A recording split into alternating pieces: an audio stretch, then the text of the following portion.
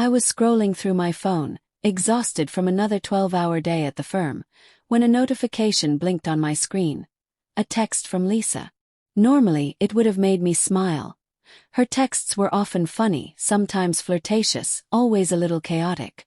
But this one wasn't like the others. It read, "Finally done with this house purchase. Can't wait to start my new life. I'll figure out the divorce quietly. He won't see it coming." My fingers froze. My heart slammed in my chest. I read it again, convinced I was misreading, imagining words that weren't there. But no, there it was. My wife, my partner for 7 years, planning to leave me before I even knew what hit me. I didn't respond. Couldn't. Not yet.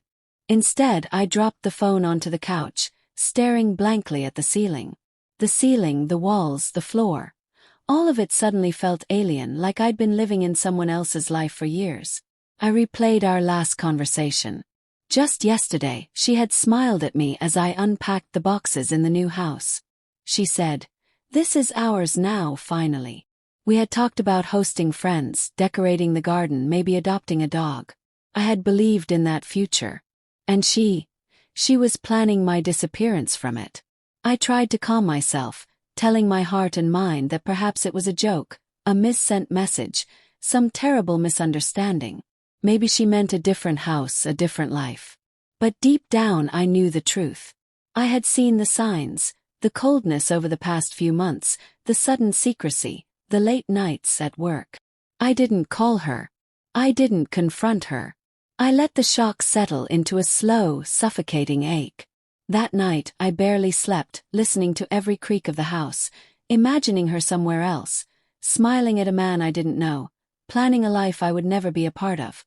The next morning, I walked into the kitchen where she was making coffee, humming softly. She looked at me, expectant, hopeful even, as though nothing had changed. "Morning," she said, her voice light. "Morning," I replied, my voice calm but distant. She noticed my tone. "You're quiet today. Did you sleep okay?" Shrugged. "I'm fine." She smiled, clearly unbothered, and I felt the first real crack of anger form. How could she smile at me, knowing what I knew? How could she exist in the same house, pretending everything was normal? I decided I needed proof before confronting her. I couldn't just rely on a missent text. Over the next few days, I watched her more closely than I ever had before, noting her phone calls, her expressions when she thought I wasn't looking. Everything was different. Too deliberate, too calculated. Then came the confirmation I dreaded but somehow expected. I found emails to a lawyer under a draft folder she thought I wouldn't find. She had been preparing the divorce quietly, researching ways to protect her finances while leaving me with nothing. My stomach twisted, bile rising. The woman I had married, the one I trusted with everything, had been planning my downfall while I believed we were building a life together. I didn't confront her immediately. I needed time. I needed to think. Each night I sat in the dark staring at the new house. Our house, wondering where it all went wrong. I replayed our first meeting, our wedding, our plans. I remembered the way she laughed at my terrible jokes, the way she held my hand during stressful days. And I wondered bitterly if any of it had been real. Finally, after a week of watching her with a quiet rage simmering under my skin, I decided to act. Not with anger. Not yet. With control. I started quietly separating our finances, moving my accounts into secure places, making sure that if she tried to take the house or the savings, she would find herself empty-handed. The day of confrontation arrived sooner than I expected. She came home from work, cheerful as ever, and I met her in the living room. She set her bag down and smiled.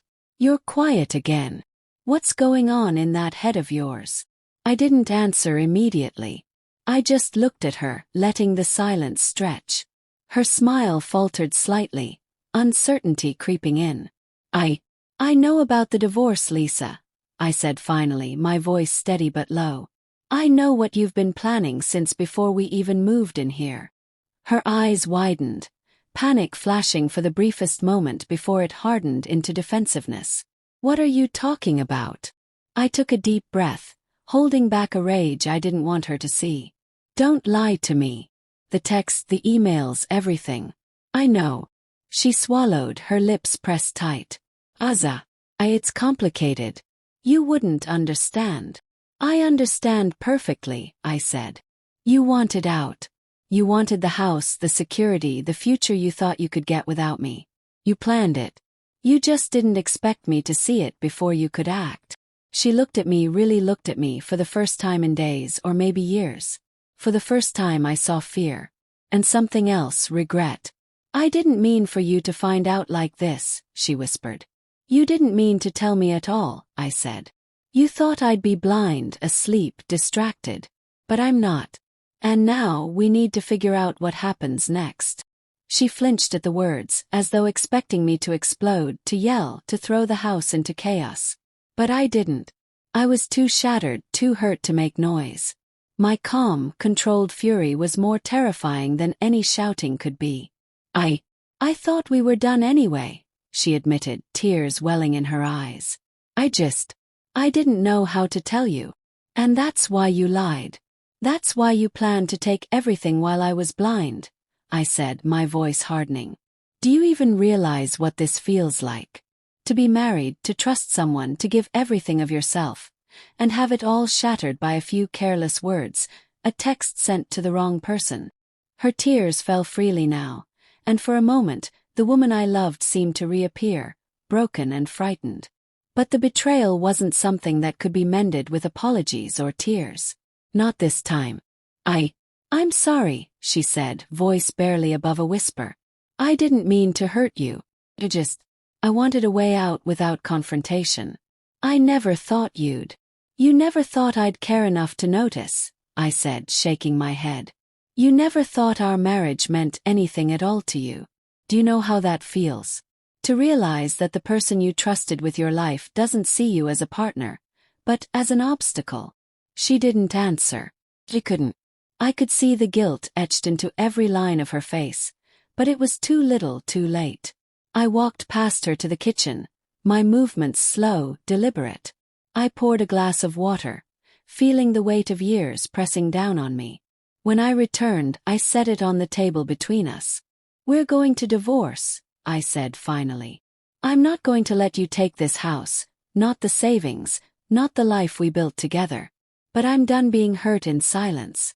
You're going to face this, and we're going to do it properly like adults. But understand this. I won't let you erase me from my own life without a fight. She nodded, silently accepting the inevitability of it. But in her eyes I saw fear, and maybe a flicker of respect. For the first time, she realized I wasn't the man she could manipulate anymore. Days turned into weeks. The divorce proceedings began quietly, with lawyers and paperwork. Lisa tried to argue, to negotiate, to claim assets, but I had anticipated every move. I stayed calm, professional, detached.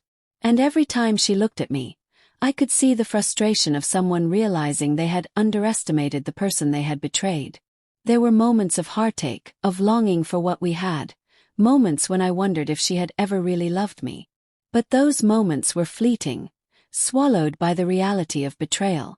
I couldn't unsee what I had seen, couldn't unknow what I knew.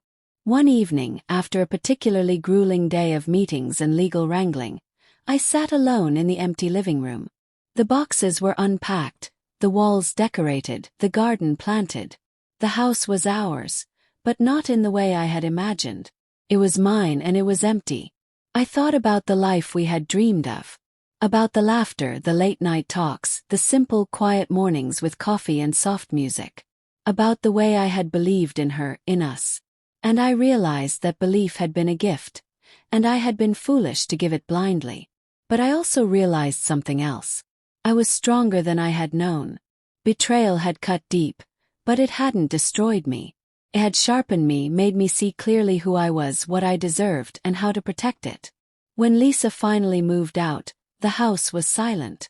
I walked through each room, touching the walls, the counters, the floors, imagining all the memories we had created, and letting them go. I wasn't angry anymore, not really. I was free. That night, I sat on the porch with a glass of wine, watching the sunset bleed into the sky. The house was quiet, the air still. And for the first time in months, I felt a sense of peace. The betrayal had been brutal, yes, but it had also been a turning point.